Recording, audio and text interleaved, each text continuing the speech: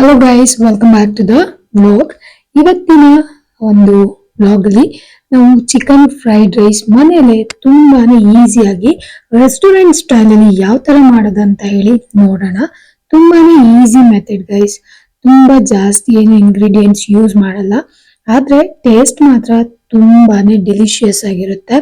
ನೀವು ತಪ್ಪದೇನೆ ಈ ವೀಕೆಂಡ್ ಅಲ್ಲಿ ನಿಮ್ ಮನೇಲಿ ಏನಾದ್ರು ಚಿಕನ್ ತರಿಸಿದ್ರೆ ಈ ಫ್ರೈಡ್ ರೈಸ್ ನ ಟ್ರೈ ಮಾಡ್ಲೇಬೇಕಾಗತ್ತೆ. ನಾನು ನಿಮ್ಗೆ ಡೀಟೇಲ್ ಆಗಿ ಮತ್ತೆ ಈಸಿಯಾಗಿ ಚಿಕನ್ ಫ್ರೈಡ್ ರೈಸ್ ನ ಯಾವ ತರ ಮಾಡೋದು ಅಂತ ಹೇಳಿ ತೋರಿಸ್ಕೊಡ್ತಾ ಇದ್ದೀನಿ. ಇವನ್ ಇದು ಬಿಗಿನರ್ಸ್ಗೂ ಕೂಡ ತುಂಬಾ ಈಸಿಯಾಗಿ ಮಾಡುವಂತ ರೆಸಿಪಿ. ನೀವೇನಾದ್ರೂ ಚಿಕನ್ ಫ್ರೈಡ್ ರೈಸ್ ನ ಫಸ್ಟ್ ಟೈಮ್ ಕಲ್ತ್ಕೊಳ್ತಾ ಇದ್ರೆ ನನ್ನ ರೆಸಿಪಿ ನೋಡ್ಬಿಟ್ಟು ಖಂಡಿತವಾಗ್ಲೂ ಟ್ರೈ ಮಾಡ್ಬೋದು. ನಿಮ್ಮ ಚಿಕನ್ ಫ್ರೈಡ್ ರೈಸ್ ತುಂಬಾ ಟೇಸ್ಟಿಯಾಗಿ ಬರುತ್ತೆ. ತಿಂದವರೆಲ್ಲ ನಿಮಗೆ ಯಾವ ತರ ಮಾಡಿದೆ ಅಂತ ಖಂಡಿತ ಕೇಳ್ತಾರೆ. ರೆಸಿಪಿ ಅಂತೂ ಖಂಡಿತ ನಿಮ್ಮ ಹತ್ರ ಕೇಳ್ತಾರೆ. ಸೊ ಬನ್ನಿ, ತಡ ಮಾಡದೆ ನಾವು ಚಿಕನ್ ಫ್ರೈಡ್ ರೈಸ್ ನ ಯಾವ ತರ ಈಸಿಯಾಗಿ ಮಾಡೋದಂತ ಹೇಳಿ ನೋಡೋಣ.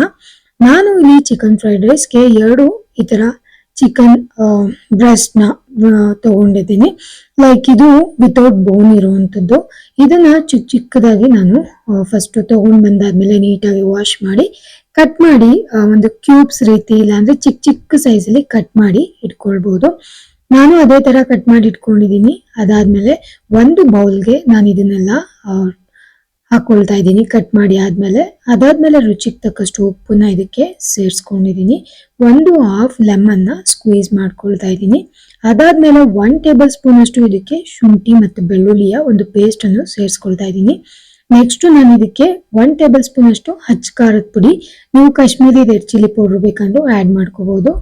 1.5 ಟೇಬಲ್ ಸ್ಪೂನ್ ಅಷ್ಟು ಧನಿಯಾ ಪೌಡ್ರು, ಸ್ವಲ್ಪ ಅರಿಶಿನ.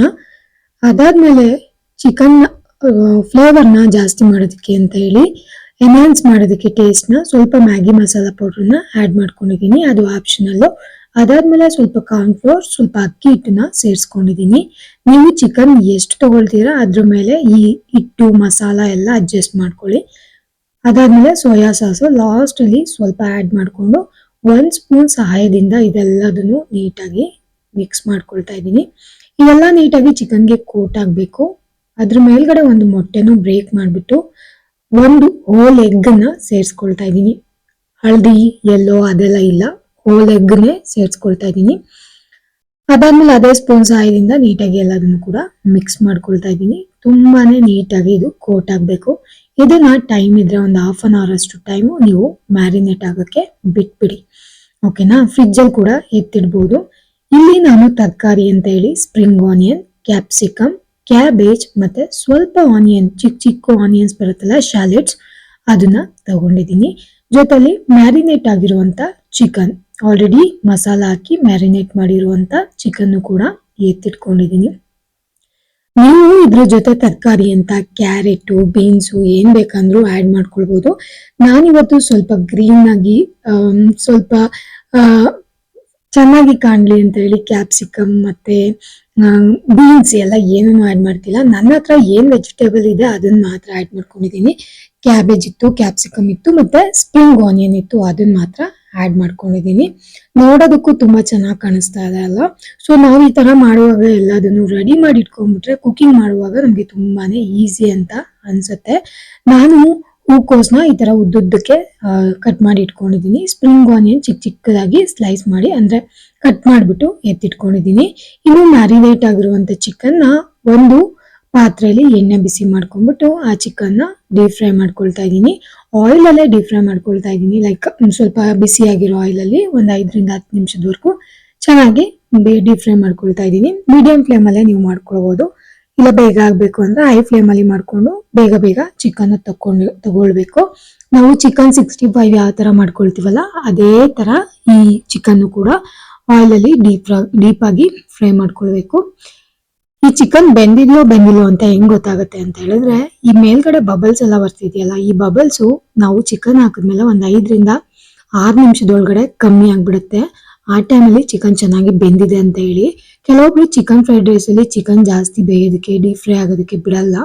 ನೀವು ಆಕ್ಚುಲಿ ಚಿಕನ್ 65 ಯಾವ ಕನ್ಸಿಸ್ಟೆನ್ಸಿಗೆ ಫ್ರೈ ಮಾಡಿರ್ತಾರ ಆ ಕನ್ಸಿಸ್ಟೆನ್ಸಿಗೆ ಚಿಕನ್ ನ ಫ್ರೈ ಮಾಡ್ಕೊಂಡ್ರೆ, ಡೀಪ್ ಫ್ರೈ ಮಾಡ್ಕೊಂಡ್ರೆ ಟೇಸ್ಟ್ ತುಂಬಾನೇ ಚೆನ್ನಾಗಿ ಬರುತ್ತೆ. ಇದು ಕೆಲವೊಂದು ಟಿಪ್ಸ್ ಅಷ್ಟೇ. ನಾನು ಈ ಕನ್ಸಿಸ್ಟೆನ್ಸಿಗೆ ಇದನ್ನ ಫ್ರೈ ಮಾಡ್ಕೊಂಡಿದ್ದೀನಿ ಚಿಕನ್ನ. ಇಷ್ಟು ಫ್ರೈ ಆಗಿದ್ರೆ ಸಾಕು. ನಾವು ಇದನ್ನ ಎಣ್ಣೆಯಿಂದ ಹೊರಗಡೆ ತಗೊಳ್ಬಹುದು. ಎಣ್ಣೆಯಲ್ಲಿ ಕೆಲಸ ಮಾಡುವಾಗ ಸ್ವಲ್ಪ ಕೇರ್ಫುಲ್ ಆಗಿ ಕೆಲಸ ಮಾಡ್ಕೊಳ್ಳಿ.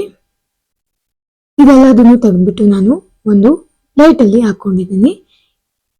ನೆಕ್ಸ್ಟ್ ಈ ಎಣ್ಣೆನ ತೆಗೆದ್ಬಿಟ್ಟು ಅದೇ ಒಂದು ಗ್ಯಾಸ್ಗೆ ನಾನು ಬಾಣ್ಲಿನ ಇಟ್ಕೊಳ್ತಾ ಇದ್ದೀನಿ ಫ್ರೈಡ್ ರೈಸ್ ಮಾಡೋದಕ್ಕೆ ಅಂತ ಹೇಳಿ. ಈ ಬಾಣ್ಲಿಗೆ ಅದರಲ್ಲೇ ಇರುವಂತ ಸ್ವಲ್ಪ ಕಾದಿರುವಂತ ಎಣ್ಣೆನ ಹಾಕೊಂಡಿದ್ದೀನಿ. ಎಣ್ಣೆ ಆಲ್ರೆಡಿ ಕಾದಿತ್ತಲ್ಲ, ಸೊ ಹಂಗಾಗಿ ಇಮಿಡಿಯೇಟ್ ಆಗಿ ನಾನು ಈರುಳ್ಳಿನೂ ಸೇರಿಸ್ಕೊಳ್ತಾ ಇದ್ದೀನಿ. 1 3 4 ಬೆಳ್ಳುಳ್ಳಿ ಚಿಕ್ಕದಾಗಿ ಕಟ್ ಮಾಡ್ಕೋಬಹುದು, ಇಲ್ಲ ಅಂದ್ರೆ ಜಜ್ಜಿ ಕೂಡ ಇದಕ್ಕೆ ಸೇರಿಸ್ಕೊಳ್ಬಹುದು. ಅದಾದ್ಮೇಲೆ ನಾನು ತರಕಾರಿಗಳು ಅಂತ ಹೇಳಿ ಕ್ಯಾಪ್ಸಿಕಮ್ಮು ಮತ್ತೆ ಸ್ಪ್ರಿಂಗ್ ಆನಿಯನ್, ಕ್ಯಾಬೇಜು ಏನೆಲ್ಲ ನಾನು ಕಟ್ ಮಾಡಿ ಇಟ್ಕೊಂಡಿದ್ದೆ ಅದೆಲ್ಲದನ್ನು ಸಹ ಇದಕ್ಕೆ ಸೇರಿಸ್ಕೊಳ್ತಾ ಇದ್ದೀನಿ. ತರಕಾರಿ ಎಲ್ಲ ತುಂಬಾ ಫ್ರೈ ಆಗ್ಬೇಕು ಅನ್ನೋ ಅವಶ್ಯಕತೆ ಏನಿಲ್ಲ. ಲೈಟ್ ಆಗಿ ಫ್ರೈ ಆದ್ರೆ ಸಾಕು. ಆ ಕ್ರಿಸ್ಪಿನೆಸ್ ಇದ್ರೆ ತಿನ್ನುವಾಗ ತುಂಬಾನೇ ಚೆನ್ನಾಗಿರುತ್ತೆ ಫ್ರೈಡ್ ರೈಸು. ಇದ್ರ ಮೇಲ್ಗಡೆ ರುಚಿಗೆ ತಕ್ಕಷ್ಟು ಉಪ್ಪು ಮತ್ತೆ ಪೆಪ್ಪರ್ ಪೌಡರ್ನ ನಾನು ಸೇರಿಸ್ಕೊಂಡು ಚೆನ್ನಾಗಿ ಒಂದ್ಸರಿ ಮಿಕ್ಸ್ ಕೊಟ್ಟಿದ್ದೀನಿ. ಸ್ವಲ್ಪ ಬೇಯಲಿ ಅಂತ ಹೇಳಿ ತರಕಾರಿ ನಾನು ಈ ಸೈಡ್ ಅಲ್ಲಿ ಚಿಕನ್ ಏನ್ ಫ್ರೈ ಮಾಡಿ ಇಟ್ಕೊಂಡಿದ್ವಲ್ಲ, ಆ ಚಿಕನ್ ನ ಚಿಕ್ಕದಾಗಿ ಕಟ್ ಮಾಡ್ಕೊಳ್ತಾ ಇದ್ದೀನಿ. ನೋಡಿ, ಚಿಕನ್ ಫ್ರೈ ಆಗಾದ್ಮೇಲೆ ಕೂಡ ನಾವು ಈ ತರ ಕಟ್ ಮಾಡಿ ಸೇರಿಸ್ಕೊಳ್ಬಹುದು. ಕೆಲವೊಬ್ರು ಹಂಗೇನೆ ಡೈರೆಕ್ಟ್ ಆಗಿ ಸೇರಿಸ್ಕೊಳ್ತಾರೆ. ಚಿಕನ್ ಪೀಸ್ಗಳು ಚಿಕ್ಕದಾಗಿ ನಾವು ಡೀಪ್ ಫ್ರೈ ಮಾಡ್ಕೊಂಡಿದ್ರೆ ಮಾತ್ರ ಡೈರೆಕ್ಟ್ ಆಗಿ ಸೇರಿಸ್ಕೊಳ್ಬಹುದು. ಇಲ್ಲ ಅಂದ್ರೆ ನಾವು ಡೀಪ್ ಫ್ರೈ ಮಾಡಿ ಆದ್ಮೇಲೆ ಕೂಡ ಕಟ್ ಮಾಡಿ ಈ ತರ ಸೇರಿಸ್ಕೋಬಹುದು. ನಾನು ಈಗ ಆಲ್ರೆಡಿ ಹೇಳಿದ್ದೀನಿ ರೆಸ್ಟೋರೆಂಟ್ ಸ್ಟೈಲ್ ಅಲ್ಲಿ ಚಿಕನ್ ಫ್ರೈಡ್ ರೈಸ್ ಮಾಡ್ತಿದ್ದೀನಿ ಅಂತ. ಸೊ ಹಂಗಾಗಿ ಎಷ್ಟಾಗುತ್ತೆ ಅಷ್ಟು ರೆಸ್ಟೋರೆಂಟ್ ಟಚ್ ಕೊಡೋದಕ್ಕೆ ಟ್ರೈ ಮಾಡ್ತಿದ್ದೀನಿ.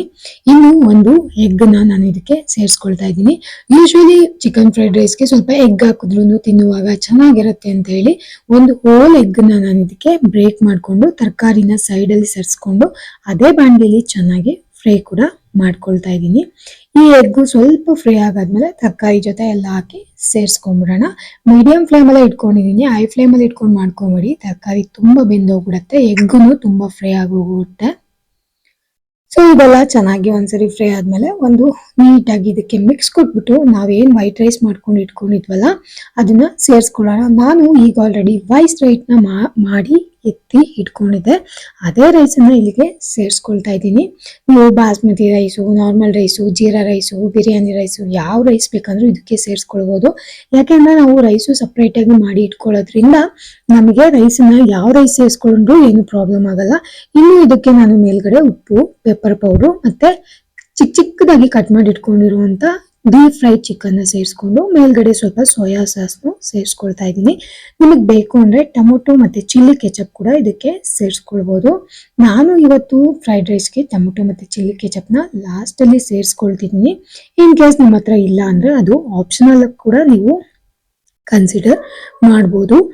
ಇದೆಲ್ಲದನ್ನು ನೀಟಾಗಿ ಒಂದ್ಸರಿ ಸೇರಿಸ್ಕೊಂಡು ಅಂದ್ರೆ ಒಂದೊಳ್ಳೆ ಮಿಕ್ಸ್ ಕೊಡೋಣ ಚಿಕನ್ ಫ್ರೈಡ್ ರೈಸ್ಗೆ. ಸೊ ಇಲ್ಲಿ ನೀಟಾಗಿ ಇದೆಲ್ಲ ಮಿಕ್ಸ್ ಆಗ್ತಾ ಇದೆ.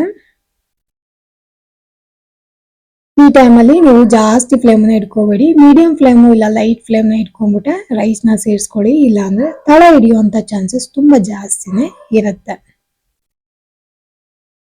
ಸೊ ಇಲ್ಲಿ ಎಲ್ಲದೂ ಕೂಡ ನೀಟಾಗಿ ಮಿಕ್ಸಪ್ ಆಗಿದೆ. ನಾನು ಟೊಮೊಟೊ ಕೆಚಪ್ ಹಾಕೋದು ವಿಡಿಯೋ ಮಿಸ್ ಆಗಿದೆ ಅಂತ ಅನ್ಸುತ್ತೆ. ಲಾಸ್ಟ್ ಅಲ್ಲಿ ಸ್ವಲ್ಪ ಸ್ಪ್ರಿಂಗ್ ಆನಿಯನ್ ಇದಕ್ಕೆ ಸೇರಿಸ್ಕೊಂಡಿದೀನಿ. ಮೇಲ್ಗಡೆ ಸೇರಿಸ್ಕೊಂಡ್ಬಿಟ್ಟು ನೀಟಾಗಿ ಇನ್ನೊಂದ್ಸರಿ ಫ್ರೆಶ್ ಆಗಿರೋ ಸ್ಪ್ರಿಂಗ್ ಆನಿಯನ್ ಸೇರಿಸಿ ಮೇಲ್ಗಡೆ ಇನ್ನೊಂದ್ಸರಿ ಮಿಕ್ಸಪ್ ನ ಕೊಡ್ತಾ ಇದ್ದೀನಿ. ಸೊ ಇಷ್ಟು ಮಾಡ್ಕೊಂಡ್ರೆ ನಿಮಗೆ chicken fried rice restaurant style ಅಲ್ಲಿ ರೆಡಿ ಆಗ್ಬಿಡುತ್ತೆ. ಮನೇಲೆ ತುಂಬಾ ಈಸಿಯಾಗಿ ತುಂಬಾನೇ ಕ್ವಿಕ್ ಆಗಿ ಹೆಲ್ದಿಯಾಗಿ ನೀವು ಚಿಕನ್ ಫ್ರೈಡ್ ರೈಸ್ ನ ಮಾಡ್ಕೊಬಹುದು. ಮಕ್ಳಿಗೆ ಕೂಡ ಸರ್ವ್ ಮಾಡಬಹುದು. ಮಕ್ಕಳು ತುಂಬಾ ಇಷ್ಟಪಟ್ಟು ತಿಂತಾರೆ. ನಾನು ನನ್ನ ಮಗಳ ಆಫ್ಟರ್ನೂನ್ ಲಂಚ್ಗೆ ಇದನ್ನ ಪ್ರಿಪೇರ್ ಮಾಡ್ಕೊಂಡಿದ್ದೀನಿ. ಒಂದ್ ಪ್ಲೇಟ್ ಅಲ್ಲಿ ನಾನು ಫ್ರೈಡ್ ರೈಸ್ ಮತ್ತೆ ಟೊಮೊಟೊ ಕೆಚಪ್ ಎರಡನ್ನೂ ಹಾಕ್ಬಿಟ್ಟು ಪಾಪುಗೆ ಕೊಟ್ಟಿದ್ದೀನಿ. ತುಂಬಾನೇ ಟೇಸ್ಟಿ ಆಗಿತ್ತು ಅಂತ ಹೇಳಿ ಎಲ್ಲ ಪ್ಲೇಟಲ್ಲಿ ಏನೆಲ್ಲ ಇತ್ತು ರೈಸ್ ಎಲ್ಲದನ್ನು ಫಿನಿಶ್ ಮಾಡಿದ್ಲು. ತುಂಬಾನೇ ಖುಷಿ ಕೂಡ ಆಯ್ತು ನಂಗೆ. ಇದಕ್ಕಿಂತ ಇನ್ನೇನ್ ಬೇಕಲ್ವಾ, ನಾವು ಮಾಡೋ ಊಟನ ಮಕ್ಕಳು ಕಂಪ್ಲೀಟ್ ಆಗಿ ಫಿನಿಶ್ ಮಾಡ್ಬೇಕು. ಸೊ ಗೈಸ್, ಇದಾಗಿತ್ತು ಇವತ್ತಿನ ಒಂದು ರೆಸಿಪಿ.